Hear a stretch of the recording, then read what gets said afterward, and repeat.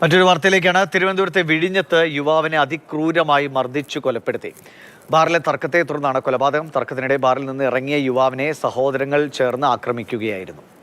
വിഴിഞ്ഞം police station പരിധിയിൽ ഇന്നലെ രാത്രി 12:10 കൂടിയാണ് ഒരു 38 വയസ്സുകാരനെ 2 യുവാക്കൾ ക്രൂരമായി ആക്രമിച്ചു കൊലപ്പെടുത്തിയത്. ആ ക്രൈം നടന്ന സ്പോട്ടിലാണ് നമ്മളിപ്പോൾ നിൽക്കുന്നത്. ഇത് ഹോട്ടൽ ഫോർട്ട് പാലസ്. ഈ ഹോട്ടലിന്റെ ബാറിൽ നിന്നും മദ്യപിച്ച് പുറത്തിറങ്ങിയാണ് ഇവർ തമ്മിലൊരു തർക്കമുണ്ടാകുന്നത്.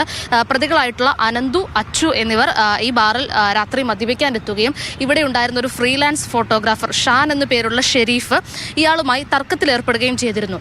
ഇതിന് മധ്യസ്ഥത വഹിക്കാൻ അല്ലെങ്കിൽ ഇതിൽ ഇടയിൽ കയറിയതാണ് 38 വയസ്സുകാരനായിട്ടുള്ള നമ്മൾ ഇന്നലെ മരണപ്പെട്ട യുവാവ്.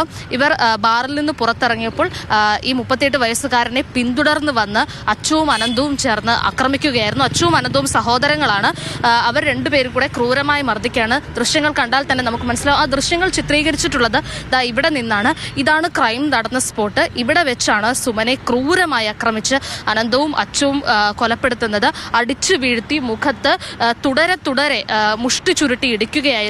അത്രയും ക്രൂരമായിട്ടായിരുന്നു കൊലപാതകം നടന്നിരിക്കുന്നത് എന്ന് തന്നെ നമുക്ക് മനസ്സിലാക്കാൻ സാധിക്കും. മദ്യലഹരിയിലായിരുന്നു 2 യുവാക്കളും. ബോധരഹിതനായി കിടന്ന സുമനെ വീണ്ടും മുഷ്ടി ചുരുട്ടി ഇടിക്കുകയും അതുകൊണ്ട് തന്നെ കാലുകൊണ്ട് ചവിട്ടുകയും ചെയ്തു.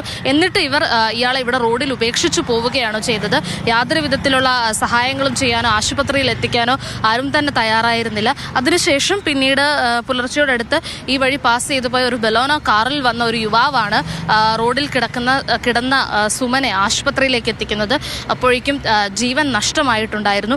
അച്ചുവിനെയും അനന്തുവിനെയും പോലീസ് അറസ്റ്റ് ചെയ്തിട്ടുണ്ട്. കൂട്ടത്തിൽ മറ്റു 2 പേരെ കൂടി പോലീസ് നിലവിൽ കസ്റ്റഡിയിലെടുത്തിട്ടുണ്ട്.